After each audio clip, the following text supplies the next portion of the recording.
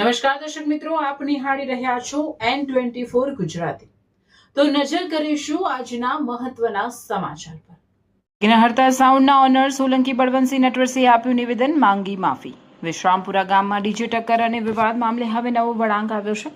વિઘ્નહર્તા સાઉન્ડના honour Solanki Balwantsinh નટવરસિંહે જાહેર નિવેદન આપી સમગ્ર ઘટનાને લઈને માફી માંગી છે। તેમણે પોતાના નિવેદનમાં જણાવ્યું હતું કે ઘટનાક્રમ દરમિયાન જો કોઈની લાગણી દુભાઈ હોય અથવા ગામમાં અશાંતિનો માહોલ સર્જાયો હોય તો તે બદલ તેઓ દિલગીર છે। સાથે જ ભવિષ્યમાં આવી કોઈ પરિસ્થિતિનું પુનરાવર્તન ન થાય તેની ખાતરી પણ વ્યક્ત કરી હતી। તેમના નિવેદન બાદ મામલો થોડો શાંત પડ્યો હોવાનું માનવામાં આવી રહ્યું છે।